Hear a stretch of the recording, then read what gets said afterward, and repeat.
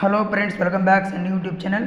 Friends, ಭಾಳಷ್ಟು ಜನ ವಿದ್ಯಾರ್ಥಿಗಳು JNM ರಿವ್ಯಾಲ್ಯೂಯೇಷನ್ ರಿಸಲ್ಟ್ಗಾಗಿ ವೆಯ್ಟ್ ಮಾಡ್ತಾ ಇದ್ದೀರಾ.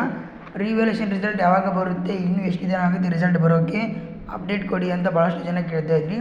ಅದಕ್ಕೆ ನಿಮಗೆ ವಿಡಿಯೋ ಮುಖಾಂತರ ಸಂಪೂರ್ಣವಾಗಿ ಮಾಹಿತಿ ಕೊಡ್ತೀನಿ. ಫ್ರೆಂಡ್ಸ್, ಫಸ್ಟ್ ಟೈಮ್ ನಮ್ಮ ಚಾನಲ್ ವಿಸಿಟ್ ಮಾಡಿದರೆ ಪ್ಲೀಸ್ ಒಂದು ಲೈಕ್ ಮಾಡಿ, ಶೇರ್ ಮಾಡಿ, ಸಬ್ಸ್ಕ್ರೈಬ್ ಮಾಡಿ.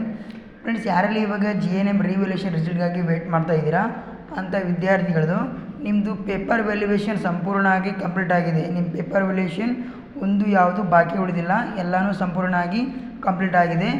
ಹಾಗೆ ನಿಮ್ಮದು ರಿಸಲ್ಟ್ನೂ ಕೂಡ ಡಾಟಾಬೇಸಲ್ಲಿ ಅಪ್ಡೇಟ್ ಮಾಡಿದ್ದಾರೆ.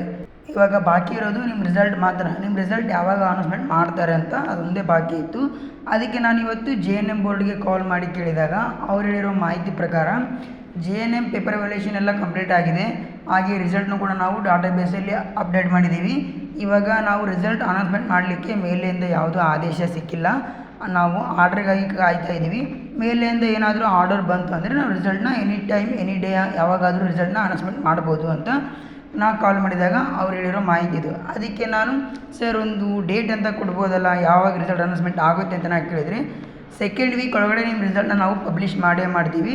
ಅದು ಈ ವೀಕಲ್ಲಾದ್ರೂ ಬರ್ಬೋದು, ಸೆಕೆಂಡ್ ವೀಕ್ ಒಳಗಡೆ ನಾವು ರಿಸಲ್ಟ್ನ ಕೊಟ್ಟೇ ಕೊಡ್ತೀವಿ. ಅಲ್ಲಿ ತನಕ ವೇಟ್ ಮಾಡ್ತಾಯಿರಿ, ವೆಬ್ಸೈಟ್ ನೋಡ್ತಾಯಿರಿ ಅಂತ. ಅದಕ್ಕೆ ವಿದ್ಯಾರ್ಥಿಗಳು ಯಾರು ರಿವ್ಯಾಲ್ಯೂಯೇಷನ್ ರಿಸಲ್ಟ್ಗಾಗಿ ವೇಟ್ ಮಾಡ್ತಾ ಇದ್ದೀರಾ ಅಂಥ ವಿದ್ಯಾರ್ಥಿಗಳು, ನಿಮ್ಮ result any time any day ಬರ್ಬೋದು. ಸೆಕೆಂಡ್ ವೀಕ್ ಒಳಗಡೆ ನಿಮ್ಮ ರಿಸಲ್ಟ್ನ ಕೊಡ್ತೀವಿ ಅಂತ ಕನ್ಫರ್ಮ್ ಆಗಿ ಹೇಳಿದ್ದಾರೆ.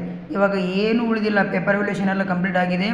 ರಿಸಲ್ಟ್ನೂ ಕೂಡ ಡಾಟಾಬೇಸಲ್ಲಿ ಅಪ್ಡೇಟ್ ಮಾಡಿದ್ದಾರೆ. ಇವಾಗ ಬಾಕಿ ಉಳಿದಿರೋದು ನಿಮ್ಮ ರಿಸಲ್ಟ್ ಮಾತ್ರ ಅನೌನ್ಸ್ಮೆಂಟ್ ಮಾಡೋದು.